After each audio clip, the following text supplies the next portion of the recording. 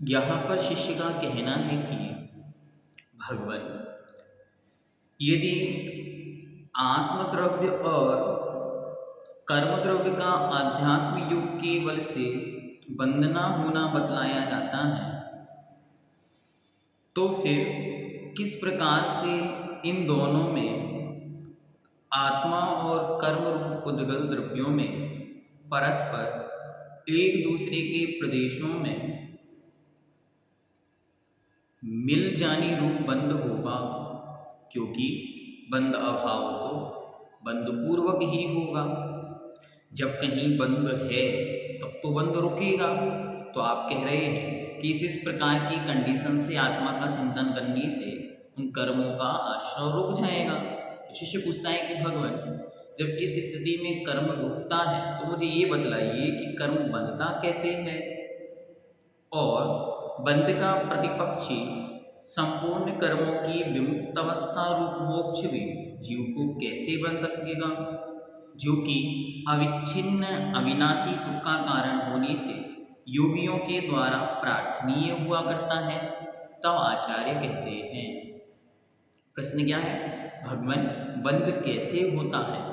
आचार्य उसे समझाते हुए कहते हैं, श्लोक नंबर 26, बध्यते मुच्यते जीवः सममो निर्ममः क्रमात् तस्मात् सर्वप्रयत्नेन निर्ममत्वं विचिन्तयेत्। बध्यते मुच्यते जीवः सममो निर्ममः क्रमात् तस्मात् सर्वप्रयत्नेन निर्ममत्वं विचिन्तयेत्।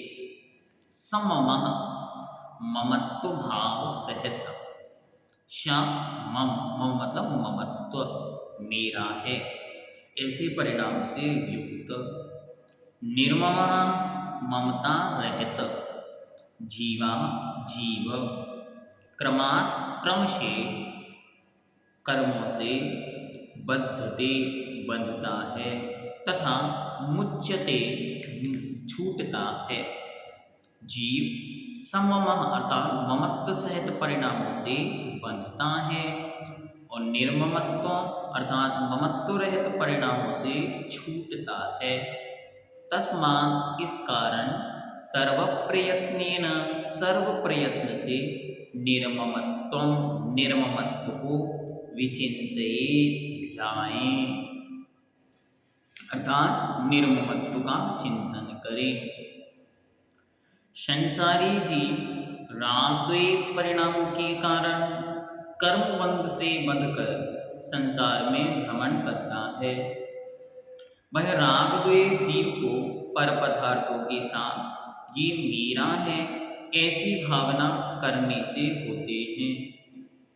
शरीर तथा स्त्री पुत्र पिता मित्र आदि परिवार धन तथा मकान आदि पदार्थों को अपना समझना ममता भाव है। इस ममता भाव के कारण अपने इष्ट पदार्थों से संसारी जीव राग करता है, ये मेरा है इसलिए उसमें अच्छेपन का भाव करता है, और किसी पदार्थ को अनिष्ट समझकर उससे द्वेष आदि करता है।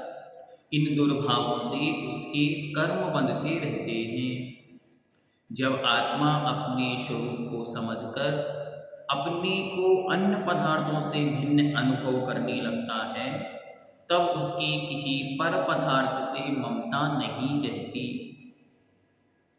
तब वह निर्मोह भाव के कारण कर्मबंधन से छूटकर मुक्त हो जाता है। जब तक वही जीव मोह करता है, ममता परिणाम रखता है, ममत्व सहित होता है, तब तक वही बंध को प्राप्त होता है। और जब वही जीव निर्ममत्व पनि को प्राप्त होता है, अर्थात ममत्व को छोड़ देता है, तब वही छूट जाता है। संसार के कोई भी पदार्थ न मेरे हैं और न मैं उनका हूँ इत्यादि श्रुत भावना के द्वारा निर्ममत्व का चिंतन करें। अब यहाँ पर आचार्य ने उसके सामने एक ऑप्शन रख दिया, क्या? निर्ममत्वम विचिन्तये, हे जीव तुम निर्ममत्व का चिंतन करो। क्यों करना निर्ममत्व का चिंतन? क्योंकि ममत्व वाला जीव संसार में कर्मों से बंधता है और निर्ममत्व परिणाम अर्थात ममत्व से रहित परिणाम वाला संसार से छूट जाता है और मुक्ति को प्राप्त करता है।